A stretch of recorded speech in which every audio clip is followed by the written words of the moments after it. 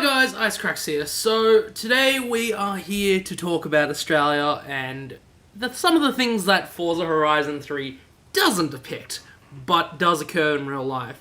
Obviously I'm on the Great Ocean Road right now, which is quite a nice view over the ocean in Australia, and I'm driving the typical tradies vehicle, Holden HSV Ute, because why not?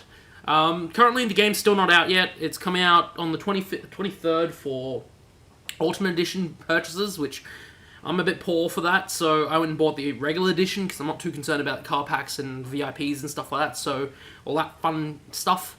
So, my version comes out on the 27th, so I actually won't be providing any full game footage until the 27th, though other channels and stuff will be providing footage for that. But we're not here to talk about the game specifically, though we are going to go for a bit of a skid and stuff like that. But I'm more importantly going to talk about Australia and some of the things that Horizon doesn't depict. First, straight off the bat, I have to say, this will never occur in Australia, especially New South Wales, because of the government. The government is never going to...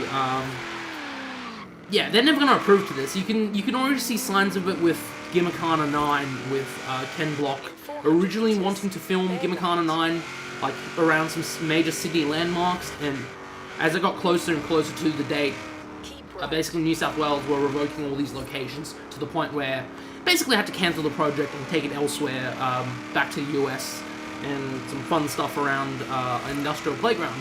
But basically, Australia, even though we seem like a very laid-back country and enjoy our cars and stuff like that, the government is quite the opposite. They don't like us hooning and doing stupid things, especially it's especially seen in the media and stuff like that. Things like a current affair and stuff like that, which by no means they tend to make things biased against us car guys, and generally they don't exactly make it easy for us to do these type of things, car oriented. Like, you don't get like insane massive car meets in the city. You don't get stuff like Gumball Rally come through Australia and stuff. Like, some of the more crazy stuff, like Horizon is a lot like Gumball Rally. There's like a lot of like big things, like big checkpoints and things like that. You have all these different festival like locations and stuff like that. But unfortunately, Australia doesn't have that because the Australian government and wow, okay, yeah. Australian government in general is just very sensitive to these type of little small things, especially hooning and doing stupid things with cars.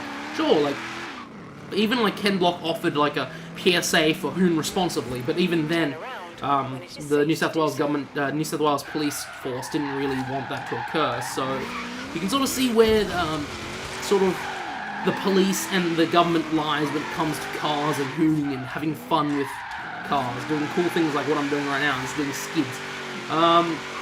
There is a lot of things like that prevent us from doing crazy things with our cars, and there's a lot of like stupid well, compared to the US, for some vehicles, there's a lot of regulations in controlling what vehicles you have, especially luxury car vehicles like Ferraris, Lamborghinis and stuff. The government actually taxes basically expensive cars. Like, if you're buying for example, buying a 4235 CR, a 4235i, which is typical BMW you would buy. I got a message from a friend, but yeah, typical car you'd buy. In the US, it would cost you about 60 grand. In Australia, it would cost you 120 grand because luxury car tax and stuff like that, which on the government side, sure, that makes sense, but for us car guys, that doesn't make us easy to get expensive cars like Ferraris, Lamborghinis, and all these crazy things to mod and do crazy things with.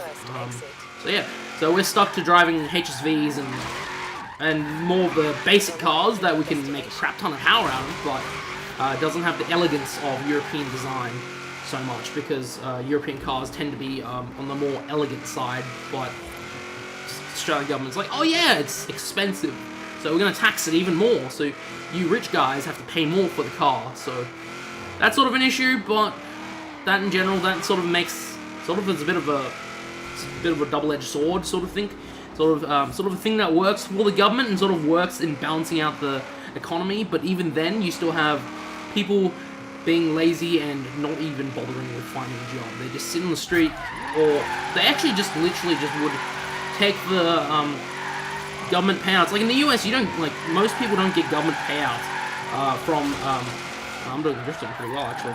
They don't get government payouts for, oh, there's a different drift zone. There's 2 drift zones? Maybe I'm seeing things. There are 2 drift zones in Byron Bay.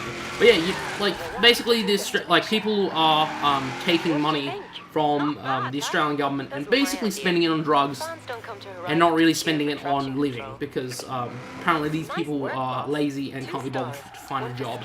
So they usually just rely on the dole. But that's a topic aside, a problem with Australia in general, but bucket list. Okay, thanks.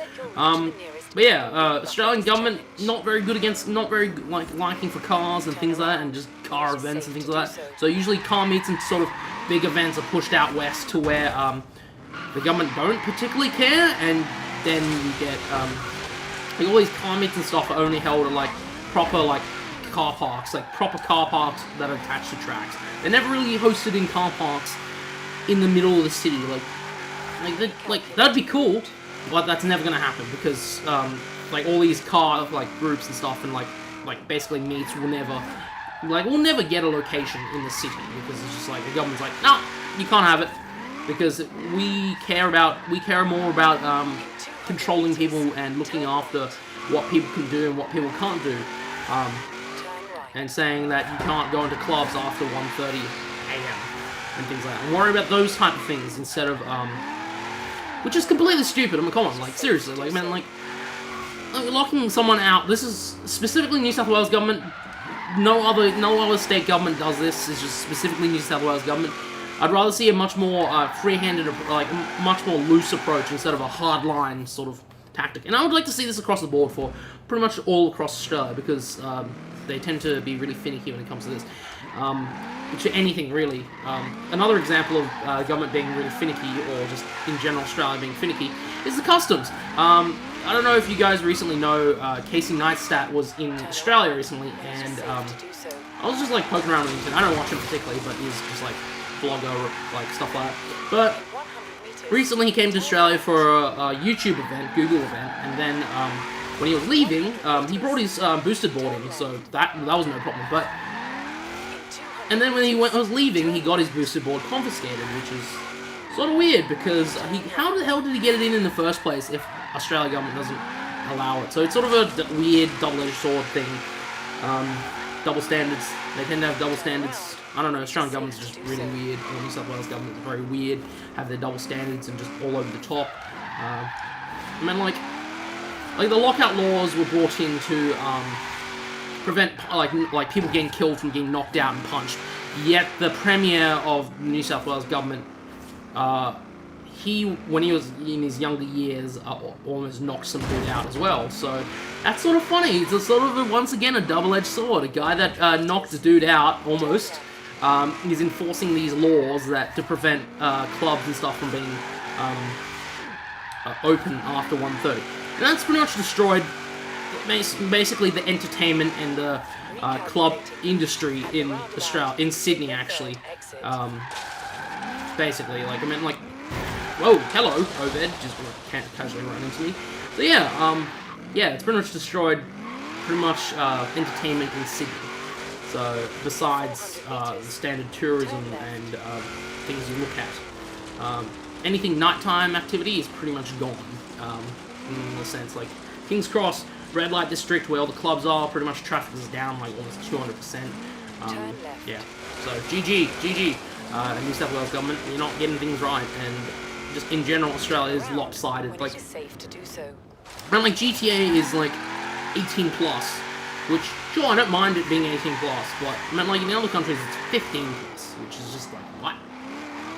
So yeah, that's another strict sort of thing. And some games even got outright banned or like re-edited. Like before the 18 plus rule, Left 4 Dead 2 was actually almost banned. Actually, they had to re-edit it without the gore. And yeah, that car just changed in front of me. I swear, it went from black to blue. What the hell? Yeah. So and then recently when they brought in the 18 plus, they basically patched Left 4 Dead on PC, Left 4 Dead 2 on PC, so, yeah. But, ranting aside of Australia and its weird lopsided things, and that's sort of my spin on Australia and in general and what Forza Horizon 3, it's sort of a rant, I guess, what Forza Horizon 3 doesn't depict, and that is politics in Australia. And the fact that this event will never occur in actual Australia because, well, the Australian government is a bit of a tight ass and don't really want to get involved in these type of car things. So yeah, which honestly it could benefit, actually more so the nightlife and stuff like that, but I mean, just in general, it could benefit Australia in general because we don't really have a lot of money, and the Liberal government have sort of realised we've lost a lot of money from making stupid decisions over the past 6 years, 7 years, so yeah. Anyway, ranting aside, hope you guys enjoyed my little rant about Australia and what Forza Horizon 3 doesn't depict. This is in place of Tune Tuesday, because it's just like, well, I feel like talking about something else and putting out some Horizon footage. So, yeah, hope you guys enjoyed.